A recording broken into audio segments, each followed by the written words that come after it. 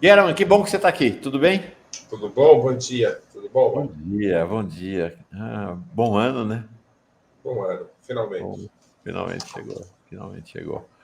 Então, Primão, primeiro queria um olhar geral teu, a partir da sua perspectiva, sempre uma análise que combina política e história, Uhum. de qual é o significado histórico da posse de Lula e da instalação do novo governo. Eu acho que ainda está para ser escrito um artigo sério sobre a posse do Lula, não é? Você sabe, Mauro, que eu escrevi um artigo na revista Serrote sobre o discurso de posse do Bolsonaro, Tá. né? E o discurso de posse do Bolsonaro foi baseado em três elementos fundamentais, né? O primeiro elemento fundamental foi o exército, né? O segundo elemento fundamental foi o autoritarismo, o eu, a ideia da posse ser dele, né? E não uma posse de um novo governo no país, mas a posse de um novo líder no país.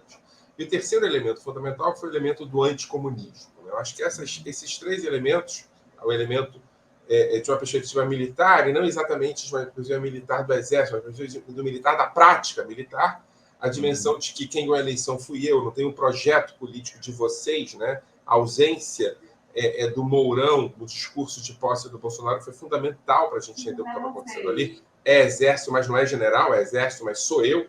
Né? E o terceiro elemento foi o elemento anticomunista. Inclusive, ele chegou a dizer que aquele momento estava encerrando o socialismo no país. Né? Eu acho que se a gente pega o discurso de posse do Lula, não podia ser nada mais diferente do que isso. Né? O discurso de posse do Lula tem três elementos também fundamentais. Né? O primeiro elemento, e eu estou fazendo aqui uma junção dos dois discursos, foram diferentes. O discurso na Câmara, né, no Senado, e o discurso de posse efetivo para o povo. Né? Tem elementos de diferença ali. Mas entre os dois discursos, você identifica tem, diferenças? Tá. Tem. Depois eu posso até falar sobre eles. Bom. O primeiro discurso é mais pragmático, o discurso é mais político no sentido amplo da palavra. Mas eu acho que dá para a gente analisar que os dois discursos têm elementos também fundamentais. Eu vou juntar em três pontos. Né? Legal. O primeiro ponto é a ideia é uma superação da noção de não à ditadura. Né? E acho que Lula foi muito feliz quando ele estabelece que não é mais o momento de você negar a ditadura, é o momento de você afirmar a democracia. Né? Quando ele fala que democracia é para sempre, em algum sentido ele está deslocando do centro o famoso discurso de Ulisses Guimarães e colocando, olha, a partir de agora a gente não tem que negar, a gente tem que afirmar. Né? E essa dimensão de afirmação ela apareceu num e no outro discurso. Né? Ditadura nunca mais como um slogan do passado, né? Isso. E agora você tem que afirmar a democracia e não negar a ditadura. Né? Eu acho que isso foi muito interessante.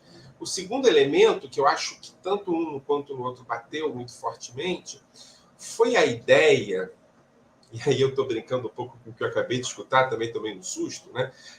A ideia do caso que existe, o caso que existe entre extrema-direita, violência, autoritarismo, antissemitismo, racismo. Né?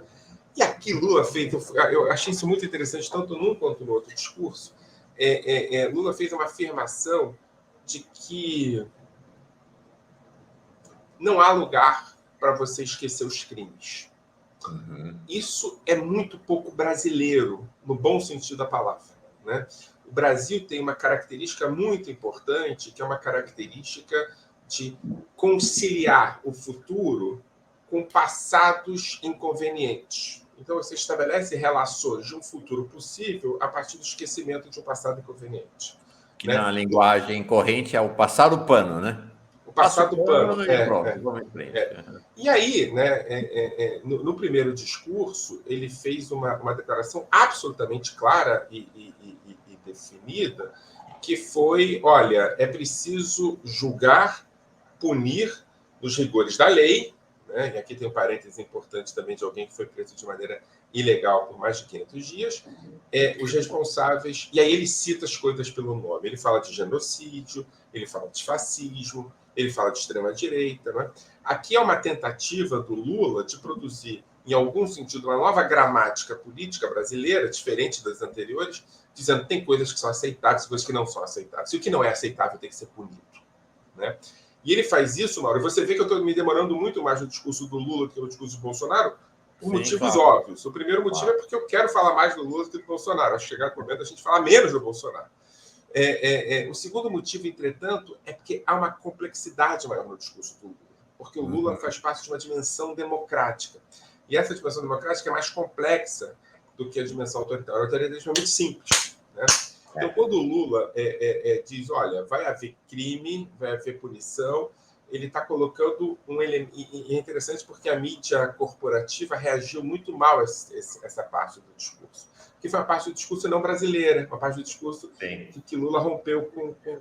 Agora, por outro lado, muito sintonizado com as multidões que estavam lá, porque então, esse é o chamou a atenção no domingo que eu esperava que o maior coro fosse ser Lula lá, viva Lula. Não, o maior coro foi o sem anistia, sem anistia, sem anistia. Foi o coro que mais gritou, mais alto.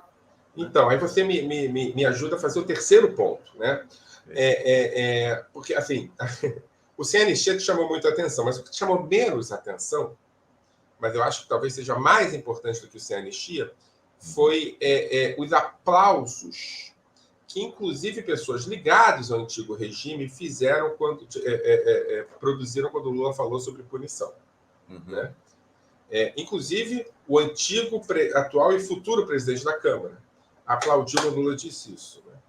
O terceiro ponto que você já antecipou, que foi a interrupção do discurso do Lula, justamente por um pedido de punição aos que cometeram crimes, e aqui diga-se de passagem, Lula chamou os crimes pelo nome, durante anos não se chamou o governo de Bolsonaro de extrema-direita na mídia corporativa, não se falou de fascismo na mídia corporativa, e se tem cuidado enorme para se falar de genocídio. Né?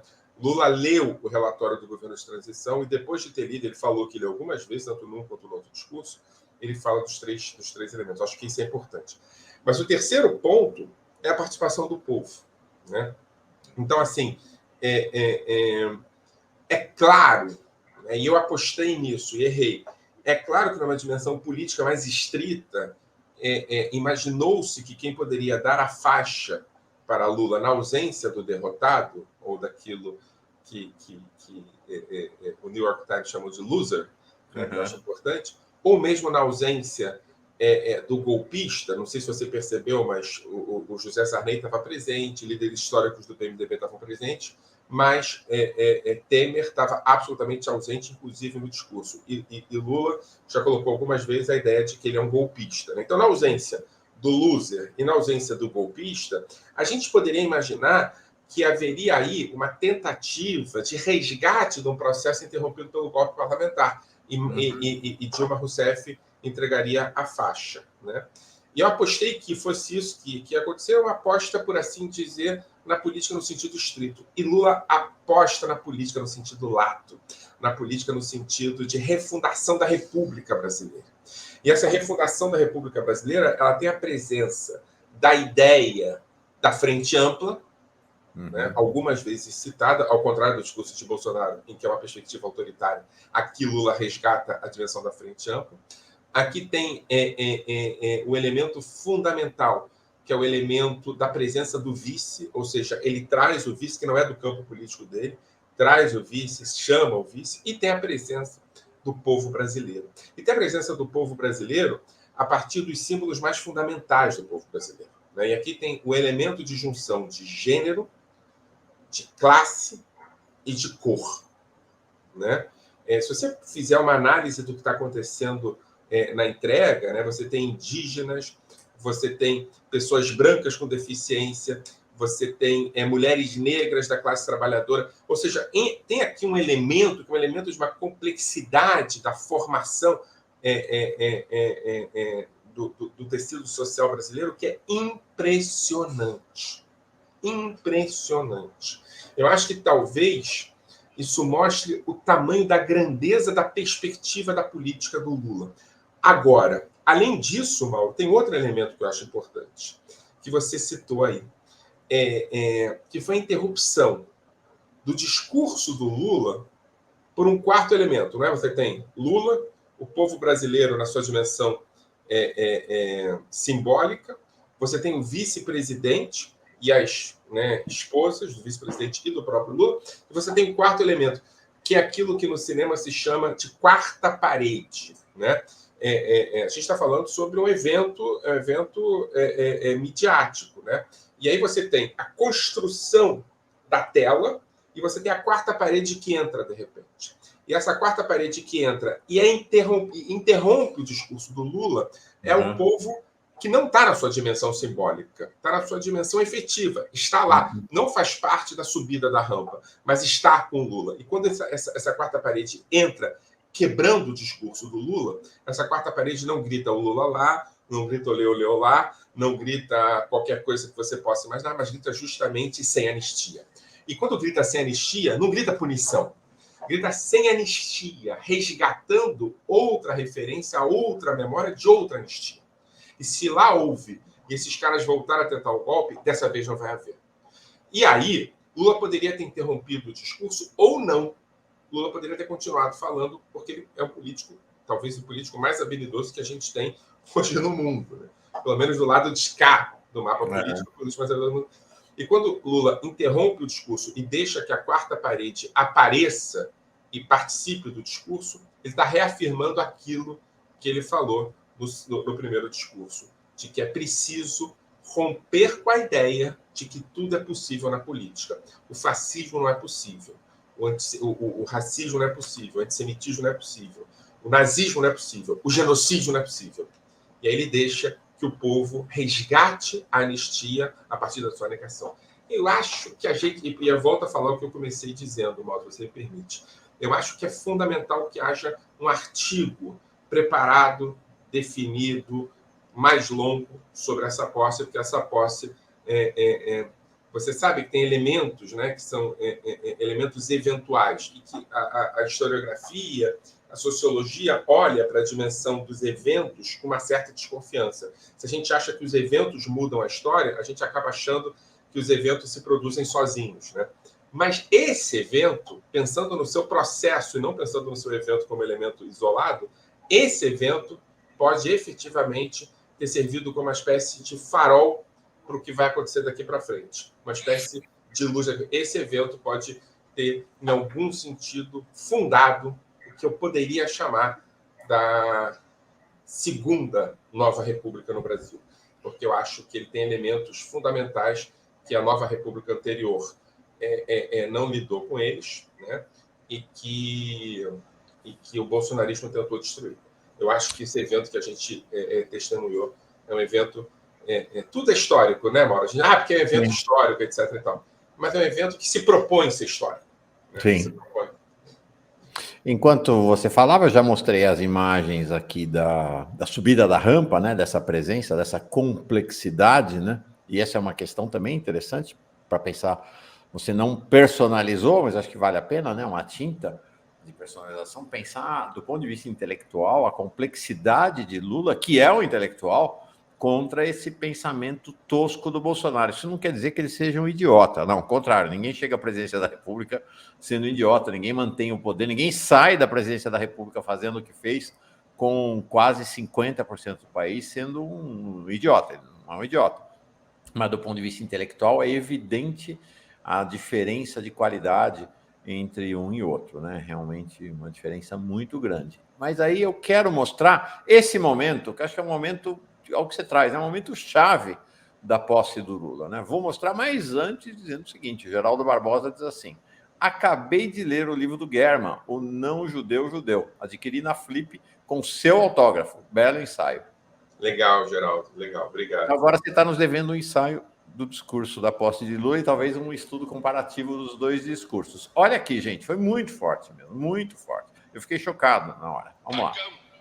É outra vez o povo brasileiro.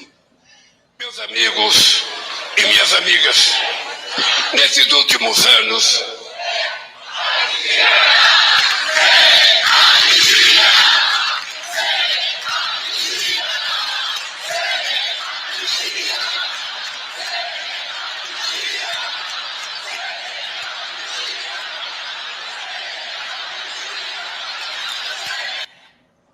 Muito forte, né?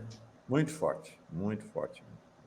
Se você me permite, Mauro, Claro. eu acho, de novo, eu acho que eu ainda prometo rever com mais cuidado os dois discursos, mas eu acho que a reação do Lula e do Alckmin foram reações diferentes, né?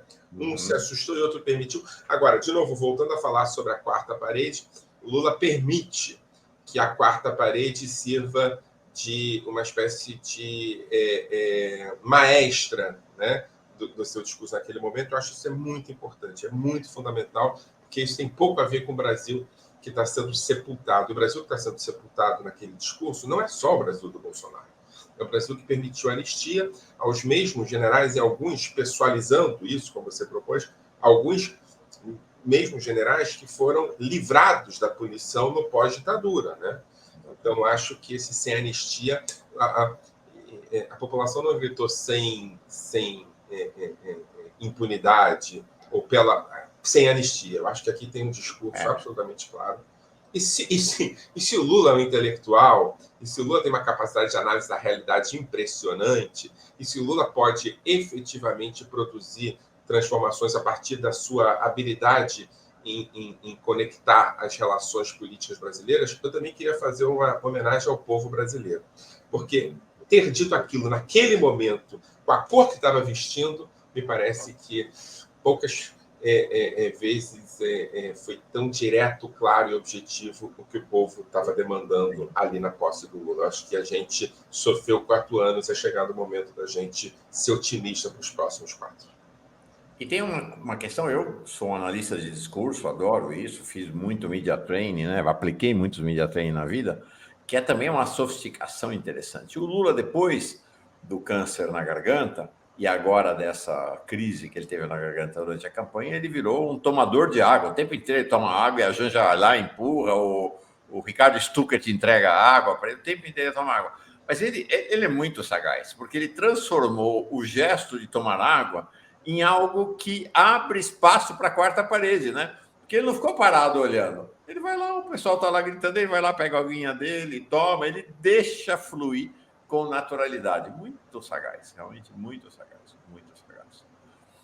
Agora, eu acho, German, que o que você traz para nós é o seguinte: a anistia de 79 e essa escolha que o status quo político fez no país da não punição dos crimes e crimes bárbaros, né? Crime de tortura, crime de assassinato, criou um trauma da democracia brasileira, né? Quando as pessoas vão lá e gritam sem anistia, é porque aquela anistia criou um trauma no Brasil, criou um trauma não no Brasil, um trauma na democracia brasileira, né? E acho que o que as pessoas estão dizendo naquele grito é o que o povo, né, quando interfere ali, quando a democracia brasileira interfere ali, é o seguinte: nós queremos superar esse trauma, né? E superar esse trauma significa enfrentar onde ele não foi enfrentado da outra vez. Eu acho isso, e eu acho que esse trauma ele foi refundado como trauma, como experiência de trauma, porque os anistiados em 79 foram os que apostaram numa figura, que é uma figura deplorável, né? Uma figura monstruosa, uma figura que efetivamente acionou elementos de racismo, elementos de prática genocidária, elementos de negacionismo de vacina, né? Ou seja, a dimensão da anistia de 79 permitiu que houvesse, que se mantivesse elementos de discurso que possibilitassem que essa figura, que é uma figura monstruosa, e depois eu quero até falar sobre essa dimensão de monstruosidade, que é uma dimensão difícil de ser falada na historiografia, fosse presidente da República e permitisse essa figura monstruosa na presidência da República produzir, sei lá, queda no nível de vacinação do Brasil, o aumento da desigualdade, o retorno da fome, né? Não sei se você percebeu que outro elemento fundamental no discurso do Lula, nos dois discursos, foi um pacto que ele propõe contra a desigualdade. né? E se tem um elemento que é um elemento pouco falado na política brasileira, nesses termos, é o elemento da desigualdade. Quem fala sobre desigualdade são os analistas. Agora, a política meio que pula por isso, principalmente uma política pós-Bolsonaro, em que igualdade passou a ser uma palavra ruim, né? E aí Lula fala sobre desigualdade nos dois discursos, e assim, ó, ele, né, você falou em media training, eu não faço media training, nunca fiz, né? Mas eu fico pensando, você falou da água, que é o momento em que ele dá para que... Tem alguns elementos que são fantásticos, né? O elemento da água, o elemento da troca de página, que a Janja faz, né? Aquilo me incomodava até que eu entendi o que aquilo significava, de fato. Ela dá o ritmo para o discurso dele, né? E ele dá o ritmo para a troca de... Aqui é uma dialética. E há um terceiro elemento, né? Que é o elemento do choro. Lula não se emociona em nenhum momento nos dois discursos quando ele fala de coisas muito pesadas que ele viveu, mas ele se emociona quando ele fala da fome. Sempre. Né? E aqui tem um elemento que é um elemento de que o que importa é a fome. Né? O discurso produziu uma proposta de pacto que eu duvido que a direita liberal não entre nesse barco, né? Que é um pacto contra a desigualdade no Brasil. Isso também é novidade. Sim, bem interessante. Bem interessante. Não, esse discurso realmente... Um outro aspecto que me chamou a atenção também no discurso dele é que nos três... Porque teve um terceiro discurso que aí não teve essa formalidade, que foi aquele à noite lá no Festival do Futuro, todo de improviso e tal. Mas os discursos estruturantes foram esses dois. Um aspecto também que me chamou a atenção é que ele trouxe a questão das mulheres, dos negros e dos indígenas nos dois discursos com enorme destaque.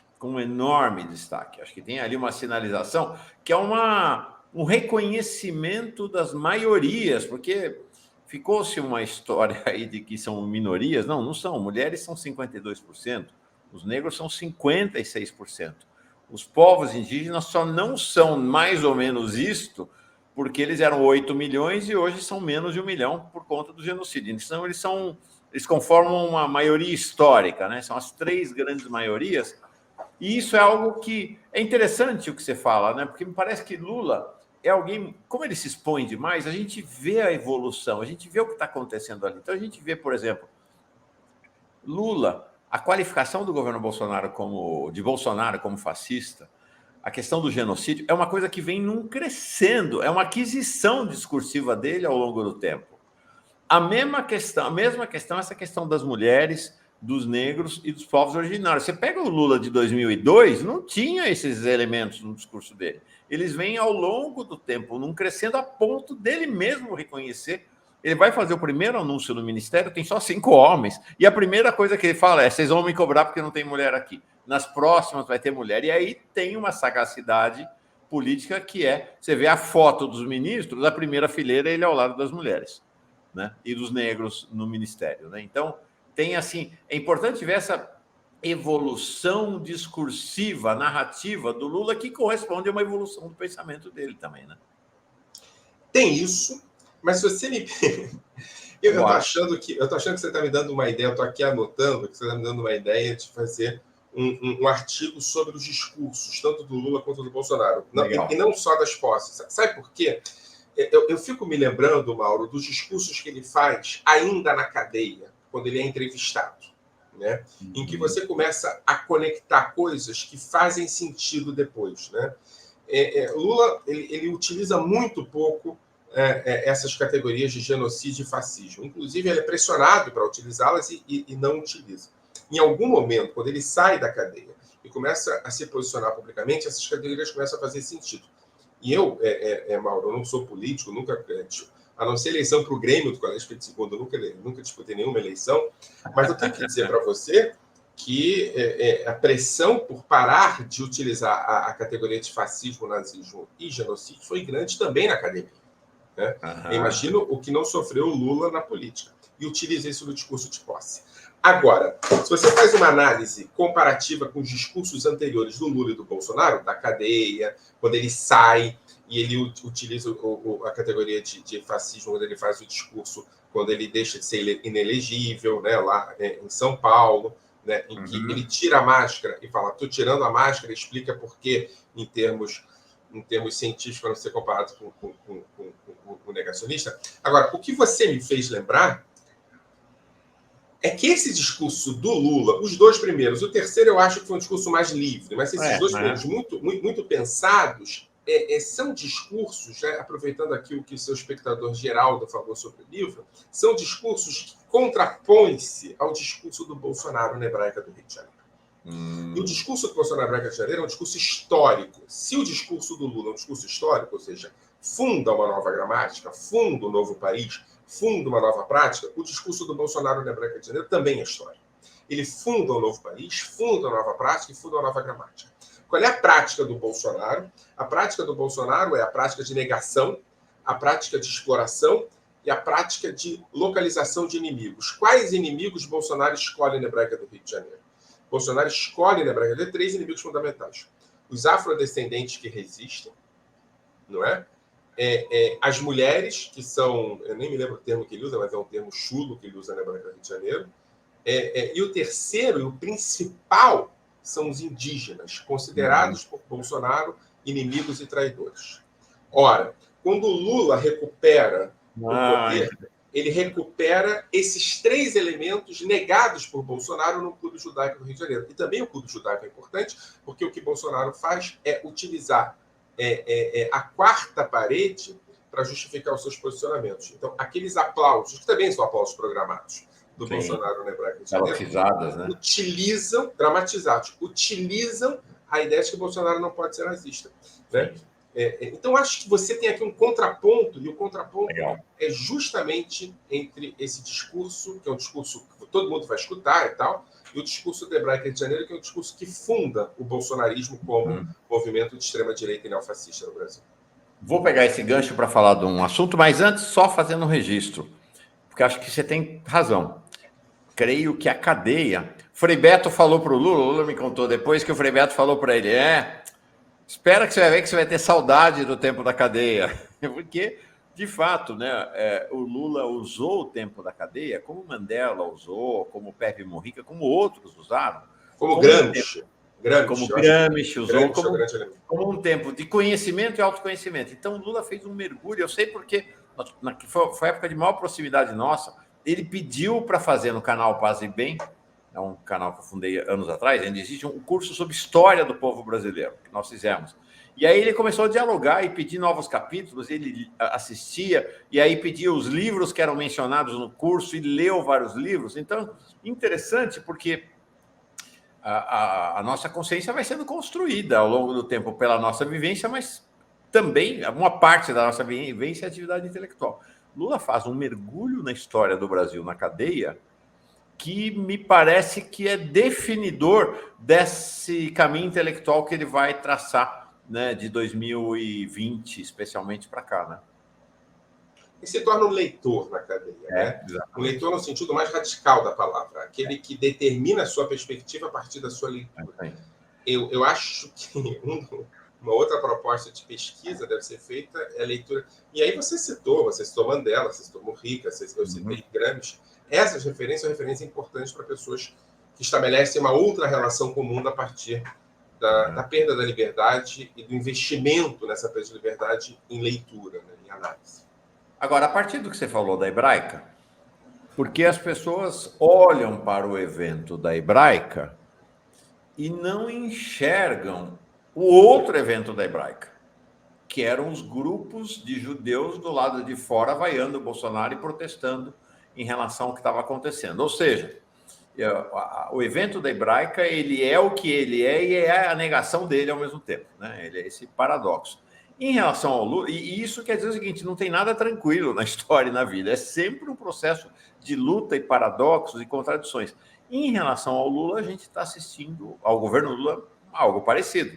Então, você tem o Lula, que você faz essa análise do discurso, e, ao mesmo tempo, dentro do governo dele, você tem um ministro da Defesa que diz que o Bolsonaro é um democrata, que na posse dele vai dizer que as manifestações na frente dos quartéis não são golpistas, são democráticas, que ele tem amigos e parentes que estão na porta do quartel lá em Pernambuco. Ou seja, essa luta entre o espírito daquilo que foi a anistia de 79 e o grito do não anistia está presente da mesma maneira como está presente essa luta no interior do judaísmo no Brasil, está presente no interior do próprio governo Lula também, né? Esse confronto dessas correntes, entre essas correntes. Né? Muito bom, ó. Eu acho assim, ó, eu acho que o evento de Hebraica, ele é tudo isso, né? O evento de Hebraica não é só Hebraica, porque se ele for evento só de dentro da Hebraica, a gente está sendo colonizado pelo bolsonarismo. Eu acho que é esse que o bolsonarismo... Se Bolsonaro produziu um discurso sobre racismo, anti-higienismo e machismo estruturante que acabou produzindo a política do seu próprio governo dentro da Hebraica, na porta da Hebraica foi a primeira vez que o Bolsonaro foi chamado de nazista, né? E eu acho que não dá para as duas coisas caminharem separadas. Agora, sobre o que você está dizendo, né, eu acho que Lula tomou para si uma tarefa... Assim, Lula é tudo isso que você falou, eu concordo com você, é uma pessoa com uma perspectiva intelectual muito, muito poderosa e renovada, tem uma possibilidade de análise muito impressionante. Mas Lula, além de tudo isso, ele tem uma coragem que às vezes assusta, não é, irmão? Porque Lula tomou para si uma tarefa, que é uma tarefa que coloca ele, sei lá, uns 3 quilômetros à frente de qualquer outro líder político brasileiro.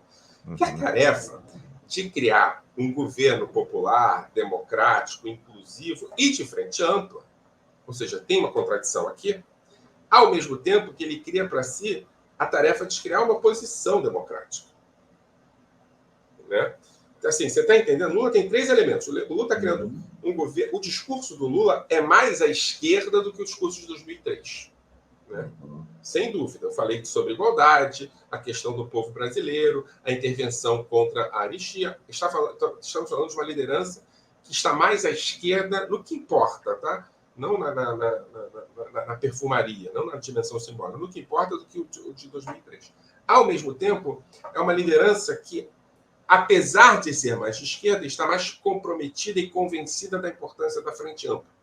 Aqui, aparentemente, tem uma contradição, mas eu acho que não tem uma contradição. Eu acho que o Lula se dispôs, né, e aqui o ministro da Defesa, o Múcio, está provando que o que eu estou dizendo faz sentido, se dispôs a colocar dentro de seu governo aquelas pessoas que discordam radicalmente dele, por exemplo, no campo da anistia, mas que podem falar junto com ele. Ou seja, um governo de frente ampla e mais à esquerda.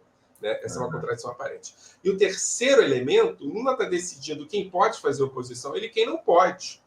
E quem não pode fazer oposição a ele são os fascistas. Os fascistas não fazem oposição. Os fascistas são derrotados, presos. Né? Esses fascistas não podem fazer parte do jogo.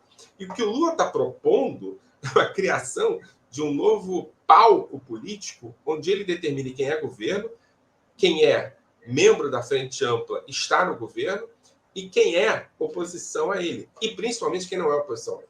Então, assim, a gente tem uma tarefa histórica nos ombros de uma pessoa e me chama a atenção a habilidade, tudo isso, e me chama a atenção a coragem, mas sabe o que me chama mais a atenção? A distância entre Lula e os outros. Assim, eu fico pensando, sei lá, com todo o respeito que eu ainda tenho a Fernando Henrique Cardoso, pela sua trajetória política, né? Fernando Cardoso, em algum sentido, ele viu o tecido democrático brasileiro ser implodido e não estabeleceu um posicionamento de até aqui. E permitiu que, claro, quando o tecido social e político é implodido a partir de cima para baixo, surgem os monstros, como o Gramsci diz. Né? E permitiu que os monstros surgissem sem que ele reagisse e dissesse não era sobre isso que eu estava falando. Né? Ou seja, se você faz uma comparação de uma figura importante como Fernando Cardoso com o Lula, é impressionante o quão à frente, em termos de coragem e de percepção de necessidade de tarefa histórica, o Lula está. O Lula está criando a posição a ele mesmo. E não, eu não estou sendo irônico, como se dizia que se criava a oposição do sim, senhor. Não. Uma oposição dura, radical, mas uma oposição democrática. O Lula está dizendo o que pode e o que não pode.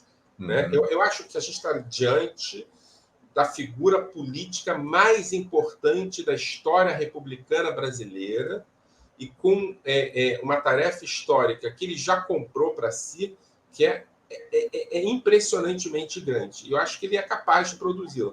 pelo menos ele é capaz de compreendê-la. E já compreendeu, já está as mãos com ela. É impressionante.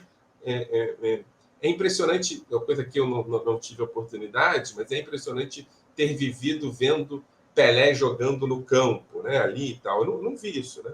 Mas eu estou vendo o Lula fazer política. E é impressionante. É de uma capacidade de viver com ambivalência, com as contradições. É algo que é até difícil dizer quando a gente está convivendo no contemporâneo, mas é impressionante o que a gente está vendo diante de nós. É alguém que está tomando para si não só as práticas cotidianas da política pequena, mas é alguém que está tomando para si compromissos e tarefas históricas da grande política. Me parece que há um grande equívoco da esquerda e dos setores democráticos brasileiros, que foi a permanente subestimação do Bolsonaro, né? É um idiota, é um ignorante, e Bolsonaro foi muito subestimado, e creio que Bolsonaro, na sua lógica de operação fascista, um sujeito que mostrou uma competência, uma capacidade realmente rara, né? Você pega o líder fascista anterior no Brasil, Plínio Salgado, Bolsonaro põe no bolso, entendeu? Não tem comparação entre um e outro. E ele estabeleceu uma frase que me parece interessante, mas que ele operou para subverter a própria frase. Ele falava o seguinte: estou operando dentro das 4 linhas. É muito interessante, porque o tempo todo ele usava essa frase, mas eu estou dentro das regras da Constituição, estou dentro das 4 linhas, mas, né, e sempre tinha um mais, né? Se não entregar o que eu quero, eu posso sair das 4 linhas. De certa maneira, Lula o que está dizendo é o seguinte: o jogo da democracia, ou, portanto, quem quer fazer oposição na democracia tem que estar dentro das 4 linhas. Se você está fora das 4 linhas, você está fora do jogo. Não é isso que ele está dizendo. Ele está dizendo: vocês, fascistas, que estão de fato fora das 4 linhas, vocês estão fora do jogo, por isso vocês não são considerados oposição. Oposição é quem está dentro das 4 linhas e joga um time contra o outro, você faz um gol, eu faço e tudo. Quem está fora das 4 linhas não se qualifica sequer para entrar no jogo. Em relação a esses, é o peso da lei, e me parece que Flávio Dino é um bom parceiro de Lula nessa dinâmica, né?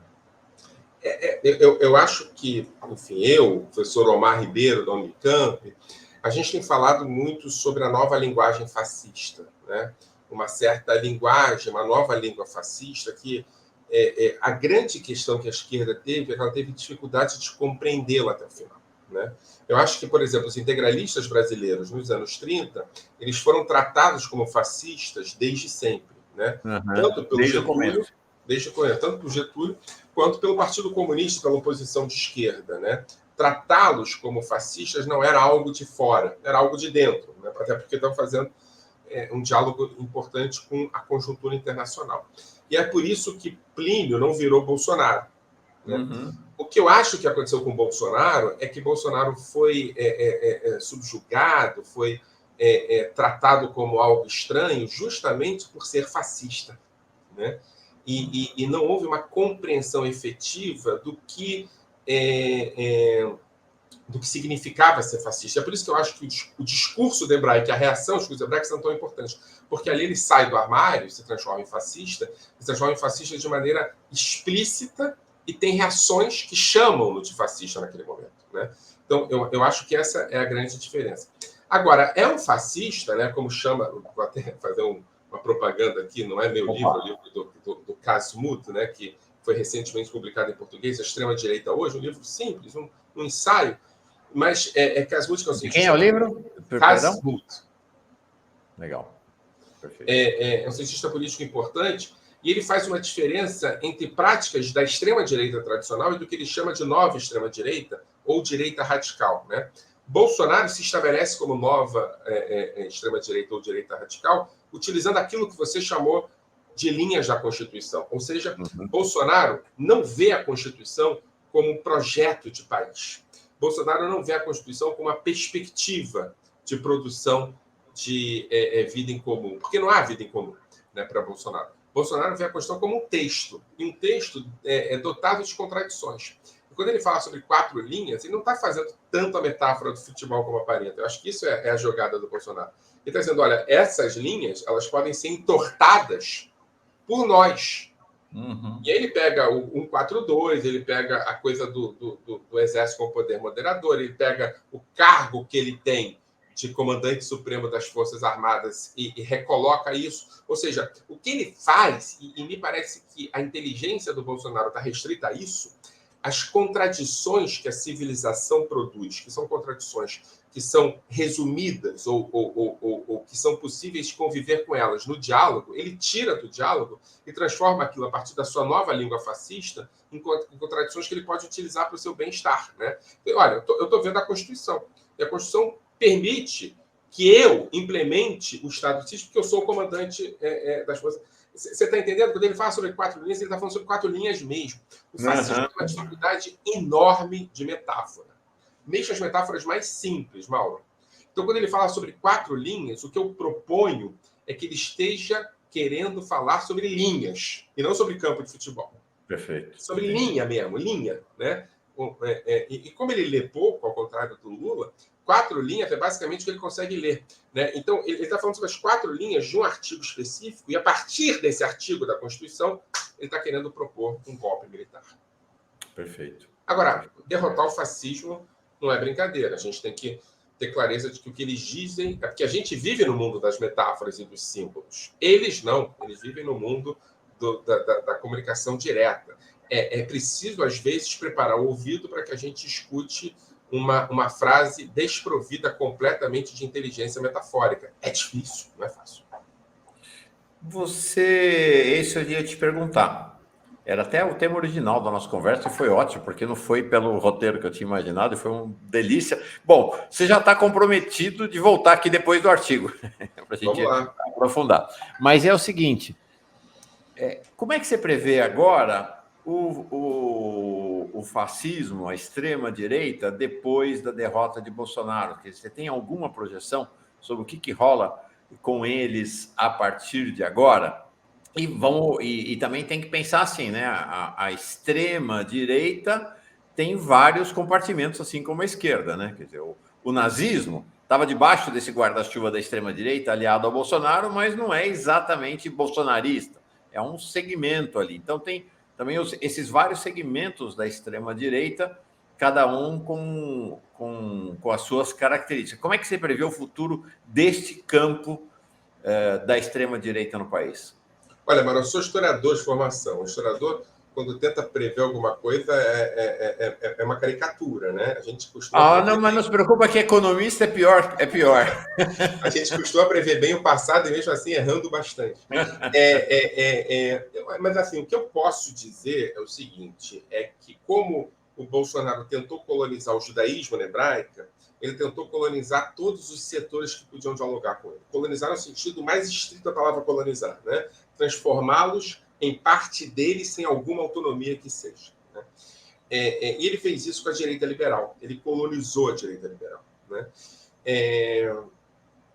E ele colonizou a direita liberal a partir de um lugar muito incômodo para a direita liberal. Né? Porque, enfim, tem um autor chamado Hilda Bauer que ele fala que o problema do nazismo é que o nazismo não se parece com monstros. Né? O nazismo se parece com pessoas normais, que querem o bem da família, etc. e tal, e, de repente, eles praticam monstruosidades. Agora, veja bem, o Bolsonaro é um monstro.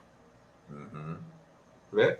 O Bolsonaro fala coisas, não te estupro porque você não merece, vamos metralhar a petralhada, elogia Hitler. Assim, para ser mais monstro do que o Bolsonaro, talvez fazendo violência explícita no palco da prática política. Mas Bolsonaro, em termos de violência simbólica, está todo lá. A direita apoiou esse monstro. Apoiou esse monstro e cá entre nós, parte importante da direita apoiou esse monstro até anteontem. Sim. Assim, não teve uma saída definitiva, né? Do Ciro Nogueira, por exemplo, continua falando do Bolsonaro. Então, a minha preocupação é a preocupação de que o bolsonarismo criado por Bolsonaro continua absolutamente presente, mesmo sem Bolsonaro. Tem uma resiliência muito importante. É um movimento com capilaridade, é um movimento que foi assumido por uma direita liberal que não saiu de dentro dele, mesmo nos piores momentos. É um movimento que ainda tem como perspectiva um projeto de país, que é um projeto de país absolutamente distópico, mas é um projeto de país. Então, eu vejo assim, hoje eu vejo, por exemplo, o general Santos Cruz pedindo para a direita liberal sair do bolsonarismo, dizendo que tem que limpar o exército. Hoje eu vejo a senadora de Brasília se desfiliando do PL. Hoje eu vejo o Lula tentando criar uma nova direita liberal. Agora, eu não vejo do Mourão, né? O Mourão fazendo uma desconexão do bolsonarismo, dizendo, acusando, veja só, depois de 4 anos, o bolsonarismo de usar o exército. Olha que loucura, ele só percebeu 4 anos depois, na véspera da posse. Agora, o que eu não vejo é uma autocrítica, efetivamente, dessa direita liberal, que até, não vejo. Então, assim, eles que pediram para o Partido dos Trabalhadores autocrítica durante 12 anos, é preciso que a gente exija uma autocrítica por apoiar um Bolsonaro fascista, golpista, com perspectivas nazistas. Não dá para conviver com isso. E aí, voltando ao discurso do Lula, eu acho que o Lula acerta muito bem quando ele coloca uma linha divisória. Até aqui tem oposição, a partir daqui não tem mais oposição, tem barbárie. E ele fala isso, Lula fala barbárie. É uma das frases maravilhosas do discurso dele, é exatamente essa frase, né? O tempo do Bolsonaro foi um tempo da lei do mais forte sobre os mais fracos. Isso não é civilização, o nome disso é barbárie, né? É lindo, lindo. Essa é oposição, entendeu? Aqui, a partir daqui não é mais oposição, é barbárie. E eu acho que o que o Lula está querendo dizer é o seguinte, olha, vocês... Agora, eu não sei se a direita liberal tem capacidade brasileira para criar uma direita não bolsonarista. Eu não sei. Olha, e se você pedir... Né, de novo, eu sou um historiador, então estou falando papo de botequim agora mesmo, porque eu não tenho nenhum compromisso com o que eu vou dizer. Mas se eu olho para as forças no campo político, Mauro, eu não vejo capacidade da direita liberal, que foi bolsonarista, deixar de ser. Sim. Não vejo. Eu acho que a oposição ao Lula hoje, Lula, de novo, está tentando criar uma oposição e está criando uma frente ampla, tão ampla, que está incorporando pessoas que apoiaram o Bolsonaro até semana passada. Agora, aqueles que apoiaram o Bolsonaro até anteontem, Lula não incluiu. Eu não sei se eles deixam de ser bolsonaristas. A minha aposta é que... de novo, Bolsonaro é uma figura que vai passar. Mas a minha aposta é que a direita brasileira que vai fazer oposição ao Lula é uma direita com cores fascistas. Uhum. Com cores fascistas. É. Você traz uma questão interessante, que é, se a gente olha... Nós estamos falando do futuro, mas vamos olhar para o passado, né? Sempre tem que olhar. Se a gente olha para 64 e além, a chamada direita liberal apoiou o golpe. Talvez não tenha apoiado de maneira entusiasmada o processo de assassinatos e tortura, mas consentiu com seu silêncio. Consentiu. Né? E aí foi se desgarrar lá na frente, e talvez até essa falta de autocrítica dessa direita liberal seja um dos elementos que levou à anistia. Né? Aquela característica de anistia aos torturadores. E acho incrível, sabe? Porque a gente vê isso nas nossas famílias e amigos. Não sei contar você, mas todo mundo que eu conheço tem um núcleo bolsonarista nas suas famílias. Virou um inferno a vida nas famílias quando os fascistas saíram do esgoto. É muito interessante porque são pessoas boas, aparentemente. Você sempre conviveu na família com elas e tudo. E aí elas estão apoiando um sujeito que apoia explicitamente tortura, que diz que o seu herói é um torturador, e muito interessante e chocante ao mesmo tempo, porque aí foi um argumento que eu acho que todo mundo botou na mesa, né? Mas vocês estão apoiando um cara que defende tortura, vocês estão apoiando um cara que, se ele ficar no poder, eu posso ser preso e ser torturado também. E as pessoas não se demoviam nem com esse argumento de caráter pessoal, né? E mantiveram seu apoio ao Bolsonaro. Pessoas comuns. E no setor político, a mesma coisa. Né? Mauro, eu quero dizer 2 coisas sobre isso, né? A primeira coisa é que mesmo as coisas muito ruins da ditadura militar brasileira eram boas perto do Bolsonaro. Acho que a gente tem que deixar isso claro. Então, assim, você tinha um projeto de país, você tinha um projeto de ciência, você tinha um projeto de desenvolvimento científico positivista, perigoso, etc. Mas era um projeto. O Bolsonaro não tem nada disso. Né? O Bolsonaro tem outra coisa. Então, assim, eu consigo... O projeto tem projetos de destruição. Né? O Bolsonaro é fascista. Né? Eu, por exemplo, acho o equívoco tratar a direita brasileira pró-golpe como fascista. Eu acho que você tem um elemento fascista ali, mas esse elemento fascista, justamente do Silvio Frota, né, que acabou Sim. parindo o Bolsonaro, não é um elemento hegemônico. Então, assim, eu consigo entender a incapacidade das pessoas compreenderem o risco da ditadura, porque tem um projeto de país ali. O Bolsonaro não tem projeto de país, ele tem projeto de destruição de país. Agora, o elemento do Bolsonaro, fundamental, esse é o segundo ponto que eu queria te trazer, é que não é um fascismo qualquer, é um fascismo com tendências neonazistas explícitas. E um dos elementos muito importantes do neonazismo e do nazismo histórico é o elemento da conspiração. A ideia de conspiração é uma ideia importante. E essa ideia de conspiração explica rápido tudo, né? Então, assim, como é que, sei lá, o teu cunhado olha para você dizendo que não seria mal se você desaparecesse da face da Terra por causa que você faz parte de uma conspiração, né? E essa conspiração destrói a família dele. E essa família dele é vítima de você, é sua vítima, né? Então, essa dimensão conspiracionista que Bolsonaro incutiu na perspectiva política brasileira, essa perspectiva está no campo das mentalidades, mano. Sim. E aí é difícil se despir disso. Como é que você vai convencer uma pessoa de que não há conspiração, de que não tem um projeto de domínio gay das famílias, de que o teu filho não vai para a escola escutar sobre a Revolução Francesa e está escutando sobre comunismo? Essa dimensão que está no campo das mentalidades é uma dimensão muito difícil de você produzir outra coisa nessa. E é por isso que Bolsonaro, apesar de ser um monstro, tem o apoio de setores importantes da sociedade brasileira que dialogam com a perspectiva que a gente chama, você chamou de boa gente, né? Essa questão. O conspiracionismo resolve todos os problemas que você passa a ter. Né? Você está com dor, você é pobre, você não trabalha, tudo isso tem uma conspiração que te ajuda a entender por que você está nessa situação. A conspiração das vacinas, a conspiração dos comunistas. E a conspiração caminha junto com outro elemento importante, que é o elemento do ressentimento. Né? Você tem conspiração porque você é ressentido.